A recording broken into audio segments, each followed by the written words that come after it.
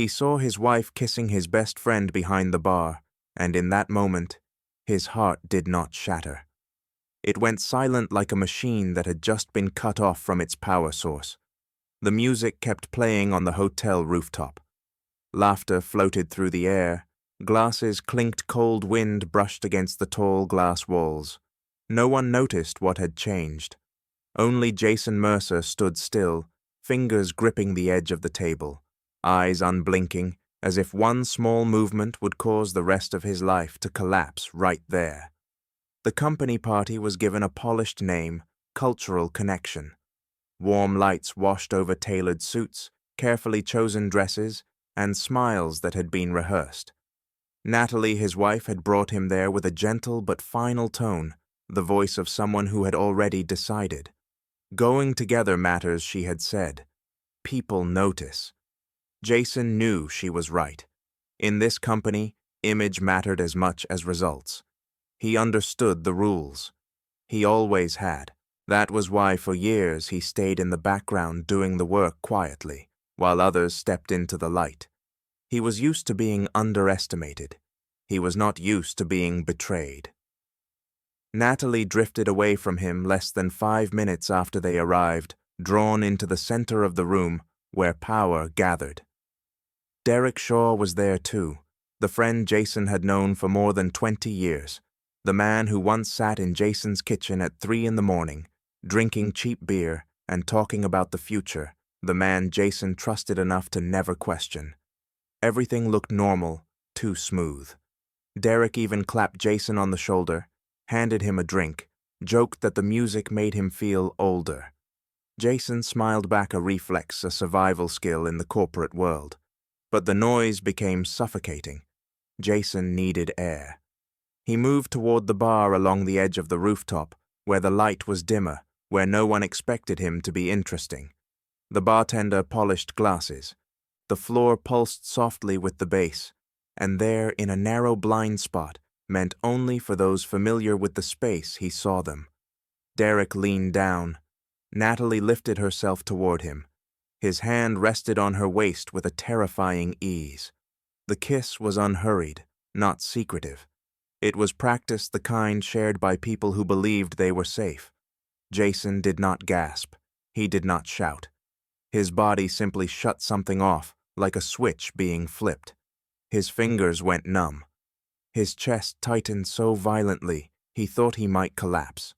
For a brief second, he wondered if this was what people meant when they said their heart froze, not as a metaphor, but as something physical.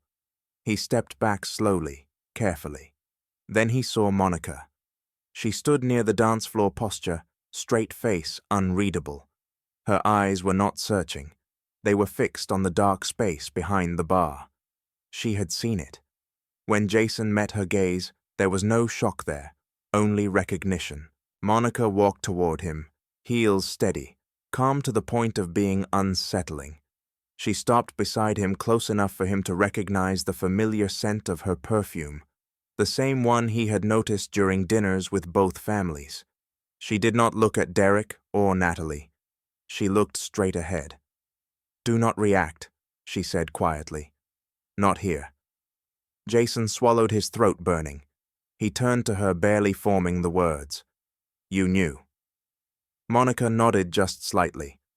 For a few weeks now, long enough to understand this is not just a mistake. Her words cut through the fog in his head. "If you confront them now," she continued evenly, "they will call it a misunderstanding, a moment of weakness. They will say it meant nothing." Jason looked back at Derek and Natalie. They were laughing. Natalie leaned closer, her expression relaxed, unaware or unconcerned that the ground beneath her was already cracking. "So what do we do?" Jason asked, his voice low and rough. "We wait," Monica replied. "We let them show their hand, so no one can pretend this never existed." In that moment, something shifted inside Jason. Not anger, not pain, but a sharp focus, the clarity of a man who had finally understood his true position in the game. The party continued, as if nothing had happened. Applause rose near the stage. But for Jason Mercer, this was not the end of a marriage. It was the opening scene of a reckoning where silence was no longer weakness, but strategy. Their marriage did not collapse in a single night. It had been rotting for a long time, only no one had named it until the truth surfaced under the party lights. Jason Mercer had once believed stability itself was a kind of victory. He believed in repeated morning's dinners without arguments, nods in place of promises. More than 20 years with Natalie had been built on habit, more than passion, on silence, more than conversation. There had been no public affairs, no scandals shaking the neighborhood, only spaces slowly widening between them, wide enough for each to step into a different world without looking back. Natalie had once loved him as someone who needed an anchor. Back then, Jason was a young analytical engineer, sharp quiet, never speaking more than necessary, but always knowing exactly what he was doing. He was not the man who silenced a room when he entered, but he was the one who kept the entire system standing when everything else trembled. Natalie liked that about him. She said he made her feel safe. But over time, safety became something she took for granted. At the company, Jason rarely stepped onto the stage. He did not fight for the microphone or push into loud discussions. He chose to work deeper, down where data process and operational control determined who truly held power. Many assumed he was just a middle manager, a man good at cleaning up problems behind the scenes. They did not understand that people like him were the ones who knew exactly where every current flowed. Natalie understood that once, but she no longer valued it. She wanted to be seen, to be named, to stand in the spotlight of strategy meetings, leadership dinners, and praise spoken aloud. And Derek Shaw, with his easy smile and polished words, knew exactly how to give her that feeling. Derek always appeared at the right moment when Natalie complained that Jason was too busy, when she said she felt invisible. Derek listened, nodded, empathized. He did not need to speak badly about Jason. He only needed to let Natalie reach her own conclusion that she deserved more. And while Jason still believed their life was simply passing through a quiet phase, Natalie had begun writing a different script, one where she was no longer standing in the shadows. Jason was not foolish. He noticed the small changes. Natalie coming home later, her phone always face down, passwords changed without explanation, questions about his day disappearing replaced by stories of her own where he existed only as a listener. But Jason had a dangerous habit. He believed that without proof, there was no need to confront anything. He called it rationality. In truth, it was patience taken so far that it blinded him. That night after the party, when Natalie came home late with a calm expression, Jason lay beside her, staring at the ceiling, and every small detail from the past months suddenly aligned into a picture so clear it felt cold. He understood then that the kiss he had seen was not the beginning. It was the result, the intersection of choices made quietly over time. Elsewhere in the city, Monica Shaw sat alone in her dark kitchen, her hand resting on a cup of tea, gone cold. She remembered the first moment she felt doubt the calls. Derek ended too quickly when she entered the room, the business trips that stretched beyond their schedules, the answers that were too smooth. She had asked, and Derek had smiled, put an arm around her and said she was overthinking. She had almost believed him, almost. What stopped Monica was not emotion, but habit. She worked in internal audit. She was trained to see what others overlooked, small traces, repeating patterns. And when she saw those patterns inside her own marriage, she knew this truth could not be handled with tears or late-night arguments. Jason and Monica, betrayed in different ways, were standing at opposite ends of the same thread. They had not spoken much, yet had not laid out a plan, but both felt the same thing forming beneath the surface. This was not just about love. This was a construction, and the people standing under the bright lights had underestimated the wrong man. Jason was still seen as the one behind the scenes, the unambitious one, the easy figure to overlook. But in the world he built and quietly controlled, he knew which key opened every door. And the moment he began to face the truth, the game was no longer moving in the direction Natalie and Derek believed they controlled. Jason left the party without saying goodbye to anyone, and that decision changed the way this story would be written. Outside the hotel, the Seattle air was cold and damp, the smell of old rain clinging to the pavement. City lights stretched across the car windows like distorted trails of color. Jason walked slowly, each step heavy but steady. There was no burst of anger inside him, no screaming voice, only a terrifying stillness, like the surface of a lake just before the ice sealed over completely. Inside the car, he did not turn on the music. The engine hummed evenly, his breathing slow and controlled. Each time the traffic light changed, he stared into the empty space ahead, where his future had just been pushed off its familiar track. His phone vibrated while he was stopped. A message from Natalie. Pulled into a strategy meeting, do not wait up. Jason read each word carefully. The phrasing was deliberate, reasonable, emotionally distant. He typed back a single word. Okay. It was not forgiveness. It was containment. The house greeted him with an unnatural quiet. Not the quiet of rest, but the staged silence of a model home without anyone living in it. Jason set his keys on the table and stood still longer than necessary listening. No television, no running water, only the steady hum of the furnace fighting the cold. He poured a glass of water and drank it too fast, his hand trembling slightly as the glass struck the counter with a dull sound that echoed through the kitchen. In the living room, the Christmas tree stood unfinished. Sections of lights glowed, while others remained dark gaps, like words that had never been spoken. Natalie had once said they would decorate together when things slowed down. Jason stood there for a long moment, then sat on the couch and looked at his reflection in the blackened window. The man staring back at him was not broken, not collapsed, but no longer the man he had been. His eyes were alert in a way that surprised him, like someone waking after a very long sleep. He did not cry. That surprised him. He simply sat and let the memories pass. Silent dinners, questions no longer asked the times he had told himself everything would be fine.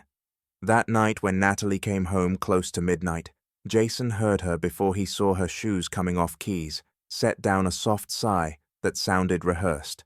"I thought you would still be at the party," she said casually. Jason replied that he was not feeling well. Natalie nodded without asking more, walked past him, and went upstairs to shower. The water ran steady and cold. Jason stayed where he was counting his breaths, wondering if guilt sounded like that. Natalie came to bed and fell asleep almost immediately, turning her back to him.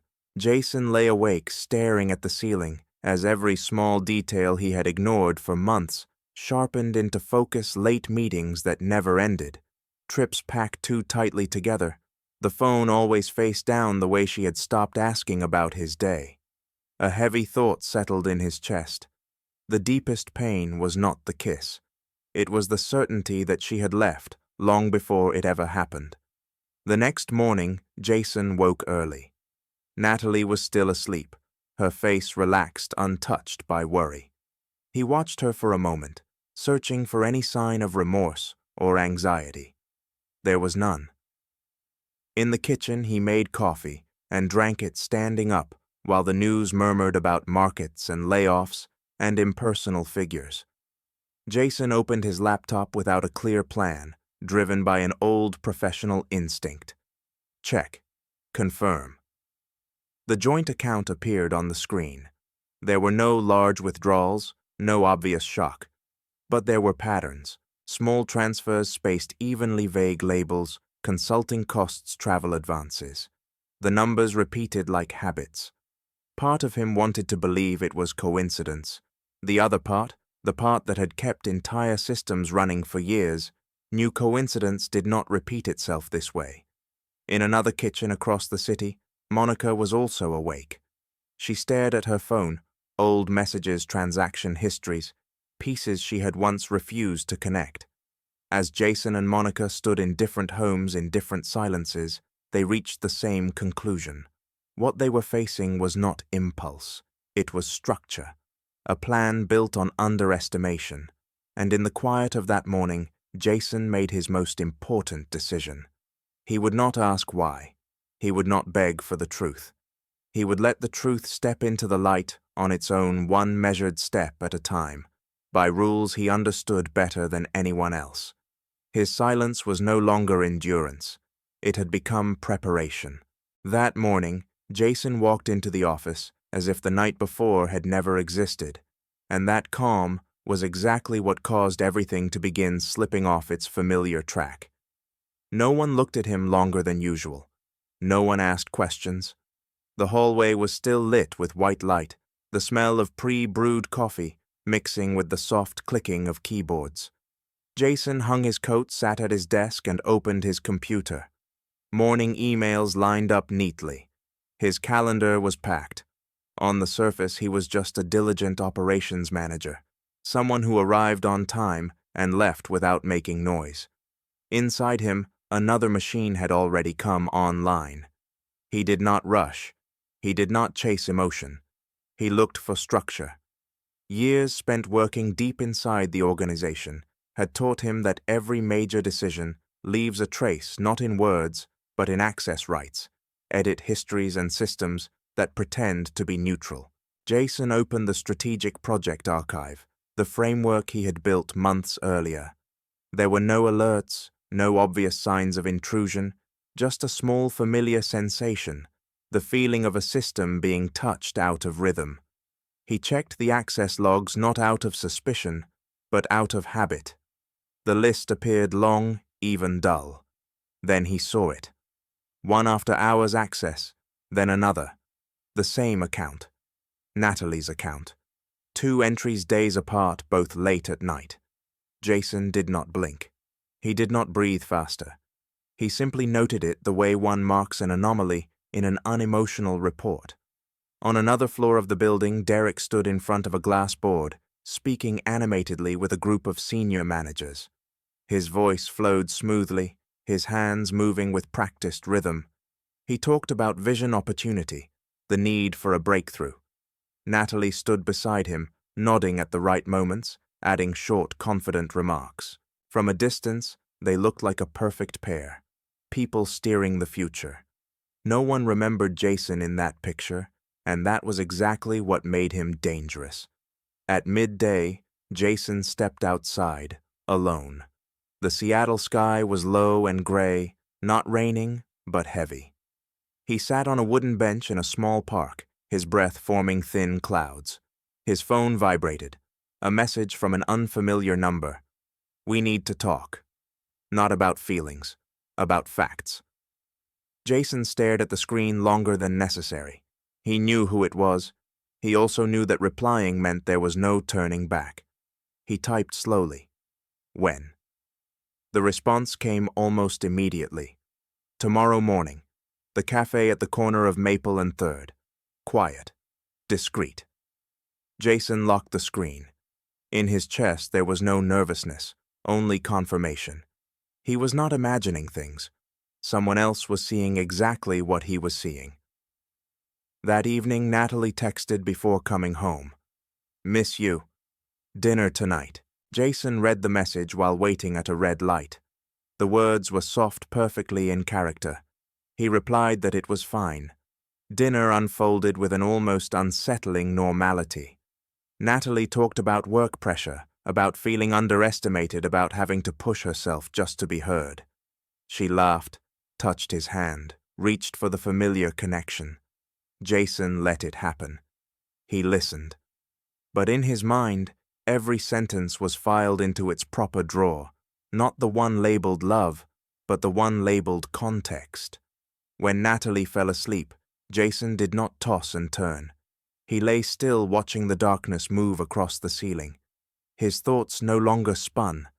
They aligned, Something was being prepared behind his back. A presentation. A climb. And he, the man everyone thought was safe and quiet, stood at the center of it without anyone noticing. In her apartment, Monica did not sleep either. She sat at the kitchen table, a thin folder in front of her. Printed messages, marked transactions. She remembered Jason's eyes at the party. Not panicked, not weak, but the eyes of someone who had finally understood the game he was in. She knew she had chosen the right ally, even if neither of them had named it yet. The next morning when Jason walked into the office, he carried a silent but heavy decision. He would not warn them. He would not interfere. He would not flip the table early.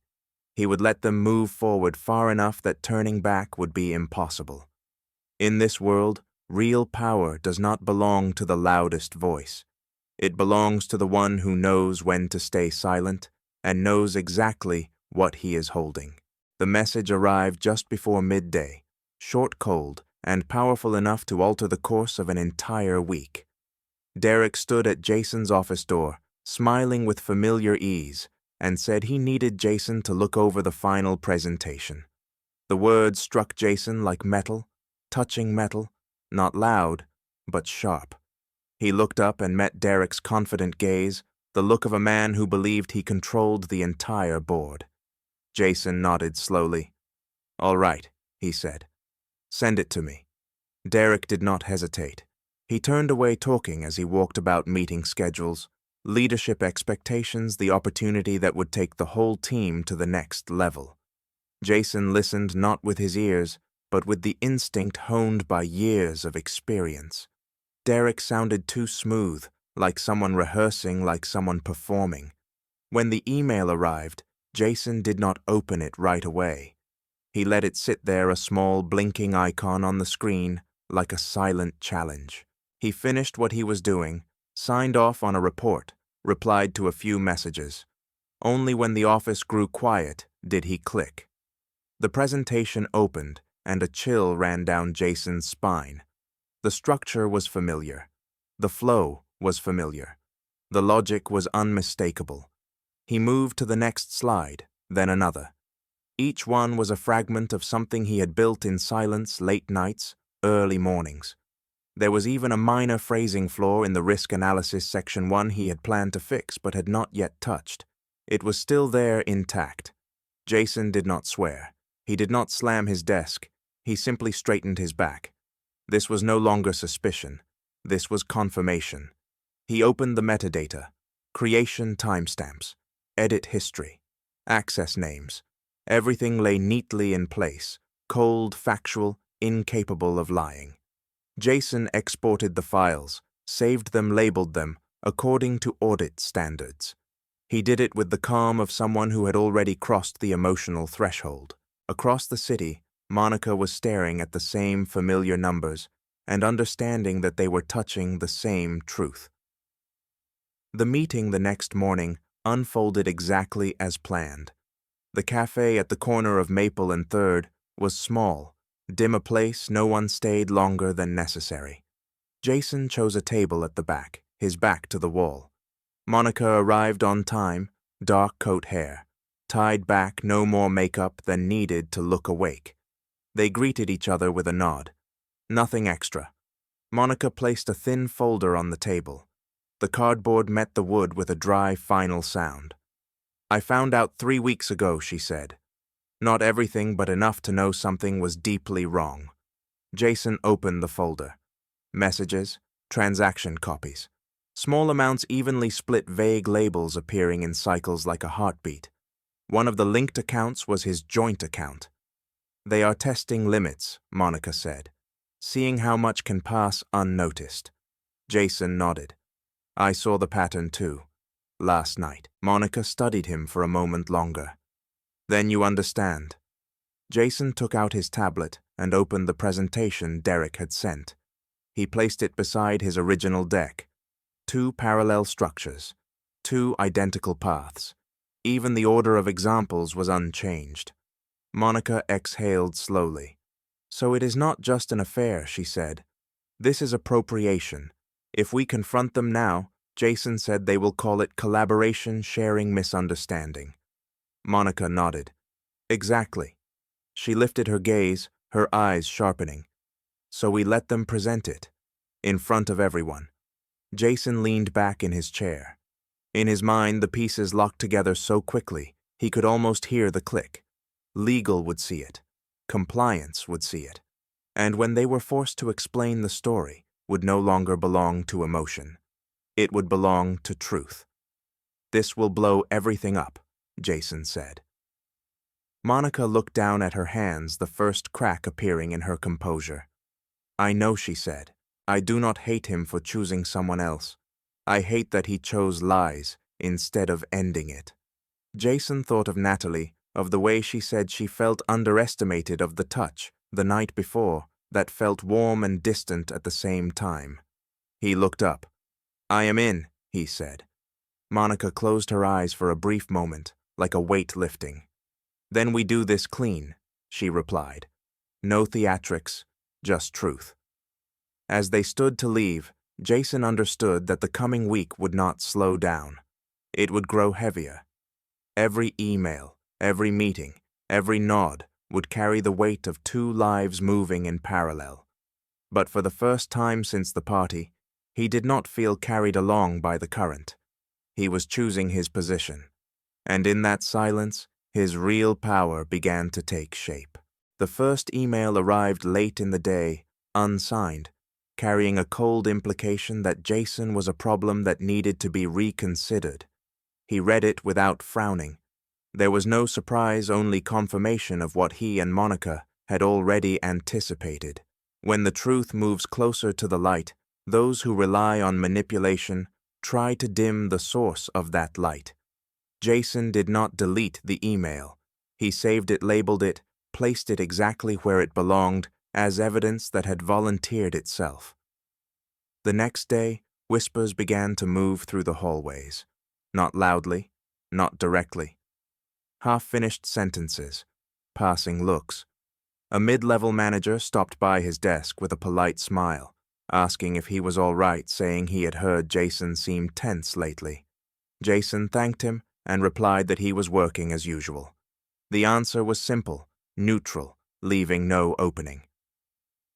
Natalie changed too, not by growing distant, but by doing the opposite. She became gentler, more attentive, as if someone had flipped a switch she had once ignored. In the evenings, she cooked dinner, rested her hand on his arm, while speaking mentioned a short trip after the project ended, framed as a reward for both of them. Jason listened, nodded, kept his breathing steady. Inside, he watched each gesture as part of a larger pattern. This was not love returning. It was the self-preservation instinct of someone who believed she was winning. At the office, Derek began asserting control more openly. He sent emails with more people copied than necessary. He referred to Jason as support and operational link, not an author, not a driver. In one meeting, Derek joked that Jason was excellent at keeping things running smoothly, but strategy required people willing to stand at the front. A few nodded. Jason took notes. He stayed silent. That night, Jason stayed late at the office. Not to work more, but to observe. Systems he knew intimately opened without resistance. Nothing was locked to the man who had helped build them. He did not access anything improperly. He simply reviewed history, login times, permission changes, small sequences of actions that aligned into a clear line. When he left, security greeted him as usual. No one knew that beneath the calm surface, a detailed map was taking shape. Monica called him for the first time. Not a text, no hesitation. Her voice was tired but steady. "They are pushing the narrative that you are a risk," she said. Jason replied that he knew. He asked if she was all right. There was a brief pause on the other end of the line. She said she was fine, just exhausted from pretending not to know what she knew. Jason did not comfort her with promises. He only said they were very close enough to make the others panic. Their panic did not arrive as shouting. It arrived as haste. Derek sent Jason an urgent update to the presentation, asking for quick feedback. Natalie came home later, no longer calm as before. She checked her phone repeatedly, asked if there was a big meeting the next day. Jason answered that there was. Nothing more. One night after Natalie fell asleep, Jason sat in the living room staring into the darkness. He thought of the years he had been underestimated, the times his input was ignored until systems failed and people finally turned to him. He had once believed that was the cost of doing things right. Now he understood it was also an advantage. No one watches closely the person they believe to be harmless. In Monica's apartment, she reopened the folder, adding new emails, new shifts in the way Derek spoke to her. He had begun to defend himself to explain too much. That was always the late signal. Monica set the folder down and closed her eyes for a moment. She felt no satisfaction, only sadness for a man who had chosen this path. The next day, Jason walked into the meeting room with the same calm posture, but in his bag were the final pieces. Not to attack, but to stand firm when the truth was forced into the open. He was no longer waiting for the outcome. He had prepared for it, and while Derek and Natalie believed they controlled the rhythm of the game, Jason understood one simple truth. When someone starts attacking from the shadows, it means they have already sensed the light drawing very near. The morning of the presentation began with a bare truth. Jason knew that from this moment on, there was no room for error. The city woke slowly under a thick gray sky, as if the weather itself was holding its breath. Jason stood before the mirror, tightening his tie with a familiar motion. The reflection staring back was calm to a degree that even he found unusual. Not the calm of numbness, but the calm of someone who had accepted the outcome long before it arrived. He did not prepare a speech. He did not rehearse a single line. He only checked one last time that everything had been placed exactly where it belonged. At the breakfast table, Natalie scrolled through her phone pretending to read the news. She said today would be a big day. Her voice was slightly higher than usual, her eyes brighter, like someone about to be called forward. Jason nodded and wished her luck. When he stood to leave, Natalie looked up at him a moment longer than necessary, as if she wanted to say something, then stopped. In that brief instant, Jason saw a small flicker in her eyes. Not regret, worry. And he knew he had arrived at the right moment. The office felt brighter than usual. Voices were lower footsteps, quicker. A major project always altered the air. Derek appeared in the hallway and clapped Jason on the shoulder, as he always did. His tone was friendly, relaxed, saying everything was ready. Jason smiled. A perfectly measured smile. No more, no less. Derek walked on unaware that every step toward the conference room was also a step closer to the edge. The large conference room slowly filled. Leadership, legal compliance, human resources. Everyone was present because of the project's sensitivity. Jason chose a seat in the second row, not too close, not too far. Monica sat slightly behind him, positioned so she could see him if needed, but without creating any visible connection. They did not greet each other. No nods, no signals. None were necessary. Derek stood first. He was confident, his voice steady, opening with familiar lines about vision and growth. Natalie stood beside him, holding the tablet ready to advance the slides. As the first pages appeared, Jason felt his heartbeat slow. This was it. No more doubt. No more gaps. Every sentence, every diagram, every step of logic carried his fingerprint. Natalie presented smoothly, her eyes moving across the room like someone who had rehearsed thoroughly. When she reached the core strategy, Jason saw several heads nod. He nodded too. Not in agreement, but in acknowledgement. Acknowledgement that they were doing exactly what he and Monica had predicted. They were claiming it openly. 5 minutes passed, then 6. Just as Derek transitioned toward the conclusion, The door at the back of the room opened. No one turned immediately. Only when two people entered and stopped beside the leadership table did the atmosphere shift. Chairs straightened. Pens froze mid-air. Eyes moved. The chief executive looked up, her voice still composed. "Before we continue, we need to clarify something." Derek hesitated only for a fraction of a beat. Natalie turned toward him. A representative from legal stepped forward and placed a folder on the table. "We received documentation regarding the origin of the material being presented." The room fell completely silent. Jason stood. Not quickly, not slowly. Every eye turned toward him. He did not raise his voice. He did not need to. "The original drafts are mine," he said. "They were created and stored in the internal system months ago." Natalie inhaled sharply. Derek shook his head, saying it was collaboration. Legal nodded, then opened another page. "We considered that, which is why we also reviewed access history. Your account accessed these folders outside normal working hours at specific times." Color drained from Natalie's face so quickly it was almost visible. Derek began to speak, but the chief executive raised her hand. "We are not finished." Compliance continued referencing financial transactions, small repeated allocations that aligned with travel schedules. Jason remained still. No satisfaction, no anger. Only the deep certainty of someone who had completed the hardest part long ago.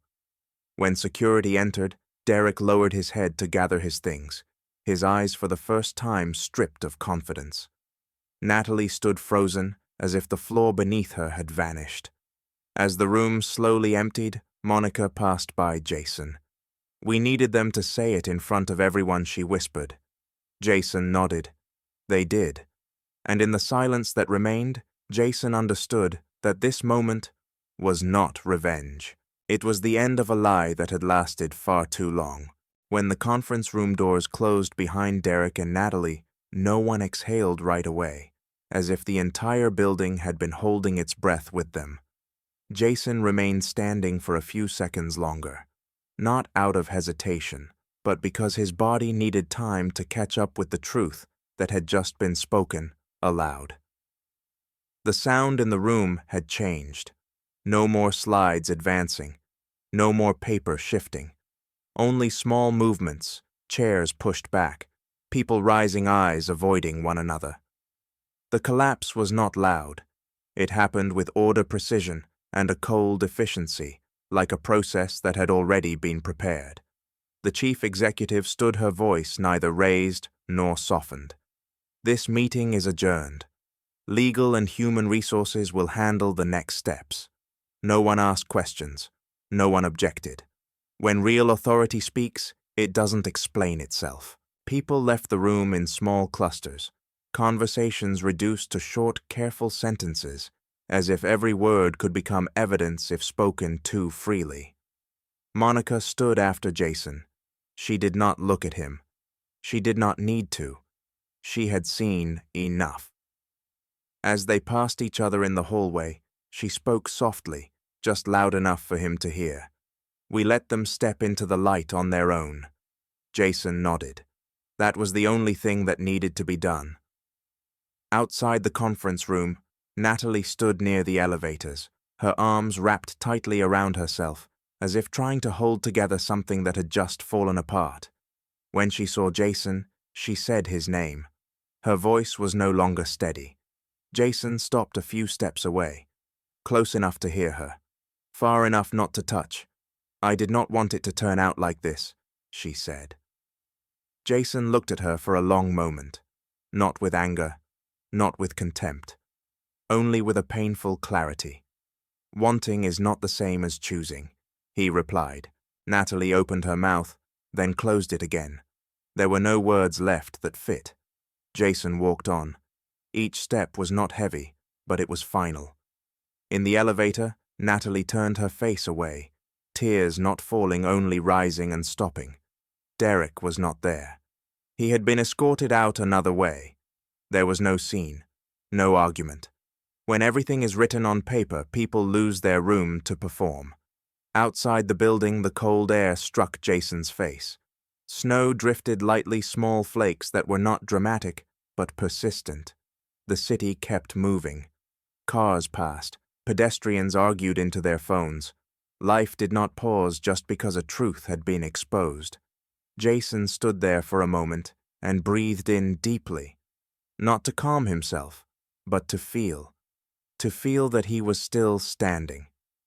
Monica stepped out behind him. She did not speak at first.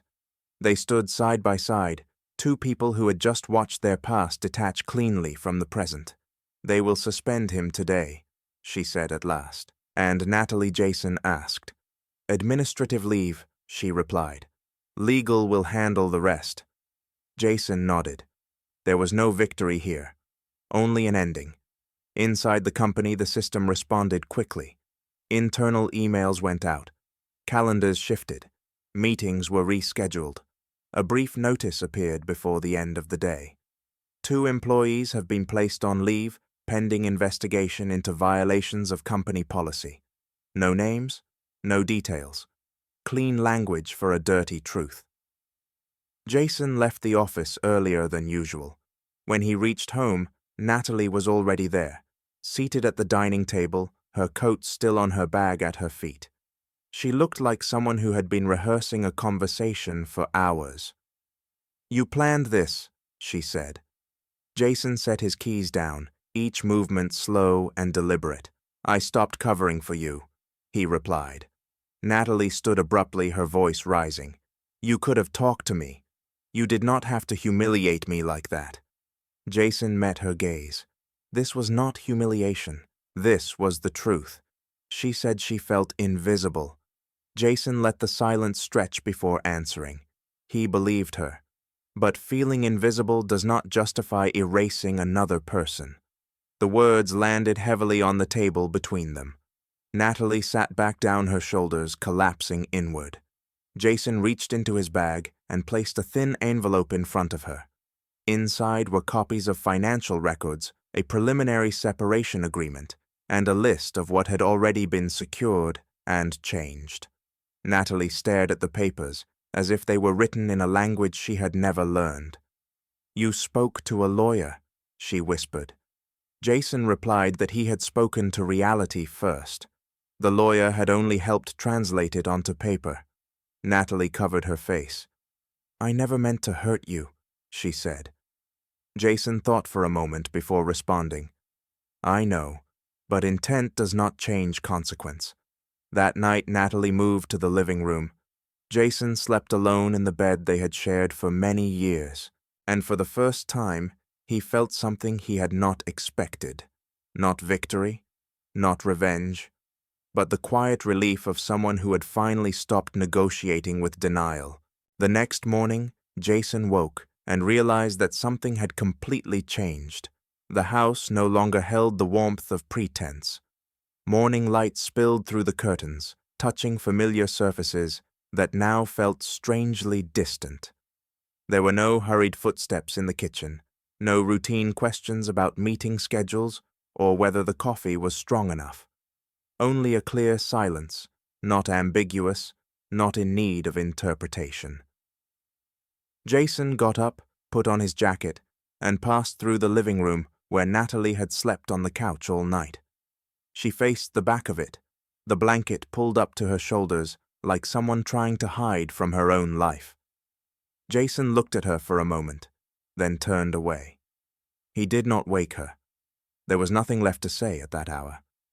At the office, the rhythm shifted into something else. No one mentioned Derek's name. No one asked Jason what had happened. Calendars were adjusted. A project was frozen. A temporary team was assigned to take over. Everything moved quickly, cleanly, coldly.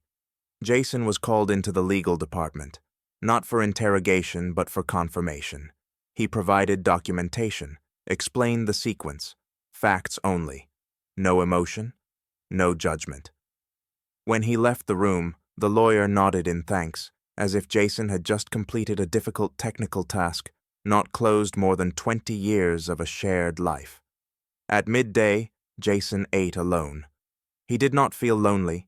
He felt empty in a clean way, like a room that had just been cleared of unnecessary furniture. His phone vibrated.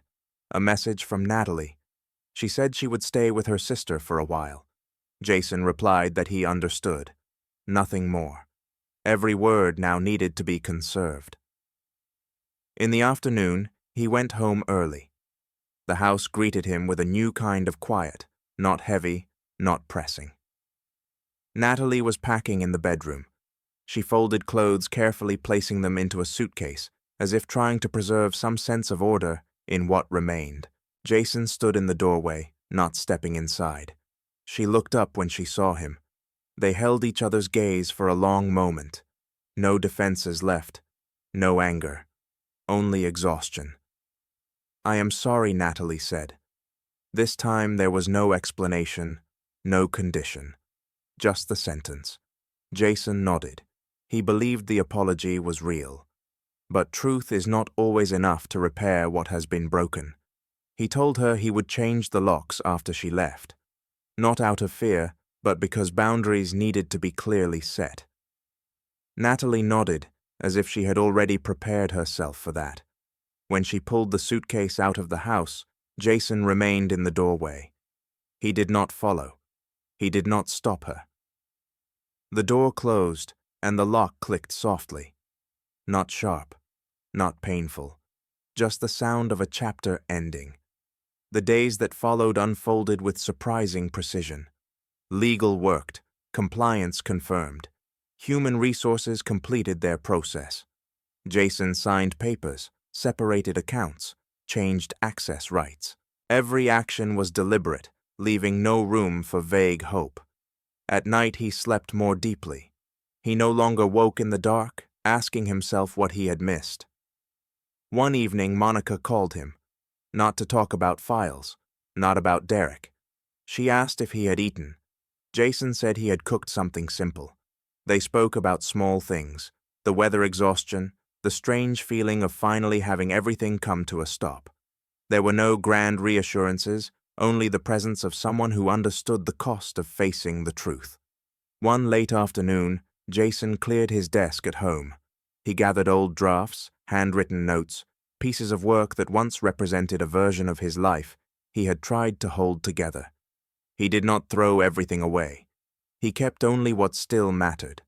As he closed the final drawer, he realized he was no longer afraid of the future. The fear had lived in not knowing what was happening behind his back.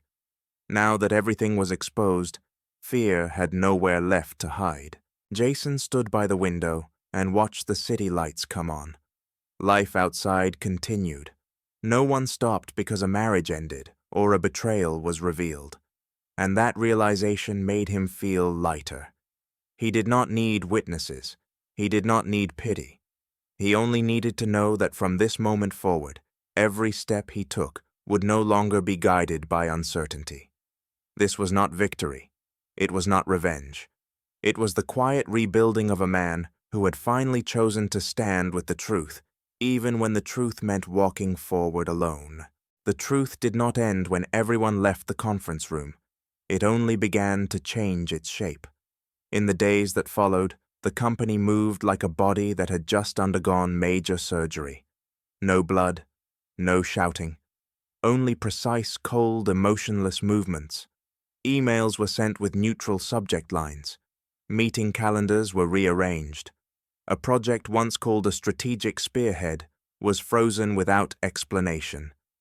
Jason watched it all from his familiar position in the background, where every line passed through, before reaching the spotlight. He was invited into internal discussions with legal and compliance. No one asked how he felt. They asked what he knew, where it was stored, how it could be verified. Jason answered in the language of systems: data, sequence, access rights, timestamps. Each response was like a brick placed exactly where it belonged. No emphasis, no justification. When one of the lawyers paused, looked up and said the file was clean, Jason simply nodded. Clean not because he wanted to appear righteous, but because this was the only way he knew how to work. Derek vanished from internal calendars. His name was removed from email threads. The office at the end of the hallway was locked. No one mentioned him in public conversations. Not out of sympathy, but because the company did not have a habit of retelling stories that had already been stamped and filed. Natalie did not appear either. Her status was recorded in a short phrase: administrative leave, pending investigation. No one asked Jason. No one needed to. Everything had already been written. In that quiet space, something else began to happen. Jason started to be heard in ways no one had noticed before. Questions were sent to him before decisions were made. Strategy meetings gained an extra chair pulled out for him. Not out of kindness, but because people had finally seen what they once overlooked. The man who spoke little, the man who was underestimated, was the one who understood best how the system truly worked when no one was watching. Jason did not change the way he spoke. He did not raise his voice. He did not use the moment to prove anything. He still answered slowly, still asked the right questions at the right time, still pointed out gaps others missed. But now the room grew quiet when he spoke, not out of fear, but out of respect. At home, life shifted into a new rhythm as well. There were no more unspoken arrangements, no more swallowed questions. Jason changed the locks one cloudy morning. He did it as a necessary procedure without emotion. Afterward, he sat at the kitchen table, drank his coffee, and realized the space had learned how to breathe again. There were no artificial sounds, no invisible waiting, only presence. One afternoon, Jason received a formal invitation from the executive team, not to put out fires, not to clean up damage, but to lead a new initiative. Transparent, controlled, with multiple layers of oversight, a structure he understood from the inside out. Jason read the invitation twice, not out of doubt, but to be sure he was not mistaken. When he accepted, it was not a promotion in the old sense. It was a delayed recognition of power he had held all along. He and Monica met one quiet evening, not to celebrate. There was no wine. They did not mention Derek or Natalie. They talked about sleep, about being tired in a clean way, about the strange relief of no longer needing to stay on guard. Monica said she did not feel victorious. Jason said he did not either. They both understood that if that feeling appeared, they would have lost something more important. On another night, Jason reorganized his file cabinet at home. He flipped through old plans notes once written to keep everything stable. He did not tear them up. He simply sorted them. What was no longer needed was set aside. What still mattered was kept. When he closed the cabinet door, he realized something that made him stand still for a long moment.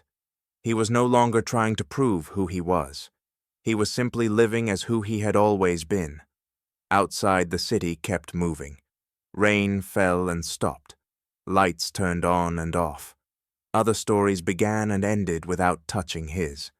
Jason stood by the window, his hand against the cold glass, and felt a new steadiness. Not because he had overcome someone else, but because he had passed the stage of erasing himself to keep everything quiet. The hardest part was already behind him. Not the confrontation, but the moment he chose to stop disappearing. That evening, Jason realized something that made him stand still. In the middle of the kitchen, he was no longer afraid of being alone. The feeling arrived unexpectedly, like an invisible door closing quietly behind him. No noise, no announcement, just the absence of a fear that had followed him for years. He set his glass down on the table and listened to the sound of it touching the surface, solid, complete. No trembling, no hesitation.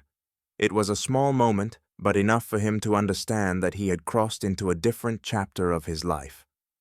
The weeks that followed moved with a steady rhythm.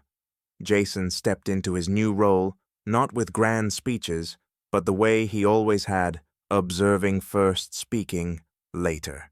The project team looked at him differently now, not with curiosity, but with trust. He did not impose. He did not perform. He asked the right questions at the right time, demanded clear data, and built processes that felt so reasonable it was hard to believe they had once been ignored. Some people whispered that Jason had always held this kind of power, he had just never used it. The remark reached him indirectly. Jason did not react. Real power does not need to be confirmed by rumor. It reveals itself through results. Elsewhere in the city, Natalie began a new life in her sister's apartment. In the early days, she woke with a sense of disorientation. No familiar schedule, no clear role to cling to. She reread old emails, old messages that had once convinced her she was in control. Now they appeared hollow-stripped of persuasion. For the first time, Natalie was forced to face an uncomfortable truth that she had confused being chosen with being used. Derek faced his own reality. Calls went unanswered. Doors no longer opened. Promises that once sounded certain lost their meaning. Too late, he realized that the system Jason had built was not just work. It was a foundation. And when that foundation no longer shielded him, everything above it collapsed faster than he had imagined. Jason did not follow their lives. He did not need to know how they were struggling. His freedom did not come from watching others pay a price, but from no longer being bound to their story at all. One weekend morning, Jason began running again. The riverside path was still damp from the night rain, the air cold and clean. He ran slowly, listening to his own breath. Each step was a quiet confirmation that his body and mind were learning to move together again. He did not run to escape. He did not run to prove anything. He ran simply because he wanted to feel himself alive. He also began cooking meals that took time, cutting vegetables slowly, waiting for water to boil, setting the table even when he was alone. Small acts once dismissed as wasteful became rituals. They reminded him that care was not something meant only for others. Jason started therapy, not because he felt broken, but because he wanted to understand why he had stayed silent for so long. In a quiet room, he spoke about growing up, believing it was his responsibility to keep everything stable, that if he endured long enough, things would be fine. Saying it aloud did not weaken him. It made him clearer. He and Monica stayed in touch, not constantly, not dependently. They met sometimes for coffee, spoke about work, about tired days, about the strange relief of no longer needing to be on guard. There were no promises, no filling of empty spaces, just two people who had passed through the same storm and understood the value of the calm sky that followed. One afternoon, Jason received a formal email stating that the investigation had concluded. The language was brief. The findings were clear. No emotion. Jason read it, closed his laptop, and realized he felt nothing unusual. No relief, no bitterness, just the completion necessary for life to move forward.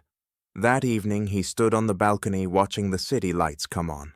Other apartments lit up each window, holding a separate story never intersecting. Jason understood then that life does not reward those who endure in silence. It only opens paths for those clear-minded enough to stop at the right moment. He had been underestimated, looked through, treated as background, but that position had given him the clearest view when the truth emerged. And now, with everything settled, Jason no longer needed to prove anything. He only needed to keep living with the clarity he had claimed for himself. Just when everything seemed finished, another truth quietly surfaced. Jason realized that the hardest part was not exposing the truth, but learning how to live fully after the truth had been spoken. That morning began in an ordinary way. Jason woke before the alarm as he had for years. Pale light slipped through the window. There was no vigilance anymore, no vague anxiety, just a new day waiting to be filled. He stood up, poured water, set the glass on the table. The sound landed solidly whole. He paused for a second and smiled faintly, as if he had just received a signal meant only for him. At work, the new project settled into its rhythm. There were no grand speeches, no faces trying to impress. only work done properly by people who understood why it mattered. Jason did not stand at the center of the stage. He stood at the point every decision passed through. When problems arose, people came to him not because of a title, but because of trust. Some had once believed he was merely the man who kept things from falling apart. Now they understood he was the one who knew why things stood at all. One afternoon, Monica sent him a short message, simply asking if he was doing well. Jason replied that he was. Nothing more. It was enough. They did not need long conversations to prove connection. What they had been through together had shaped an understanding that required no explanation. Natalie did not reach out again. Jason did not seek news of her either. Not out of coldness, but because he understood that each person must face their own consequences. Pity does not help anyone stand back up. Clarity does. One evening, Jason cleaned the house one last time, but in a very different way. Not to erase traces, but to rearrange the space for the person he had become. He let go of things kept only out of habit. He kept what truly mattered. When the house grew quiet again, it no longer felt empty. It felt like a blank page, not frightening, but full of possibility. Jason stood before the mirror and looked at the man facing him. Not a stronger version, not a victorious one. Just someone who no longer had to shrink himself to fit other people's expectations. He understood that for years he had been underestimated, not only by others, but by himself. He had called silence sacrifice. He had called endurance responsibility. Now he called things by their real names. It fell slowly. The city lights came on. Jason stepped onto the balcony and let the cold air touch his face. He thought of the party long ago, of the moment he stood behind the bar and watched everything collapse in silence. If he had confronted them immediately, the story might have ended sooner. But it would have ended distorted. Waiting did not make him weaker. It gave him time to see clearly where he stood and where he wanted to go. Some people call what he did quiet revenge. Jason does not see it that way. Revenge needs an audience. What he chose needed only the truth. When the truth is placed on the table, no one needs to raise their voice. It speaks loudly enough on its own. The next morning, Jason went running as usual. His breathing was steady. His steps were firm. The path was familiar, but the feeling was new. He did not run to leave the past behind. He ran with it knowing the past does not disappear. It simply stops controlling the present. When the sun rose higher, Jason slowed and bent forward, hands on his knees, breathing deeply. He did not know exactly where the future would take him. But for the first time in a very long while, he knew one thing with certainty. He would not lose himself along the way again. If this story resonated with you, if you have ever stayed silent to keep the peace, or wondered whether waiting was a form of weakness, share your thoughts. Have you ever chosen silence as a strategy, or did you choose to confront the truth head on? Do not forget to leave a comment like the video, and subscribe to continue walking with us through stories of clarity, dignity, and rebuilding yourself without harming anyone else. Sometimes the strongest ending does not make noise. It makes space for you to be who you truly are.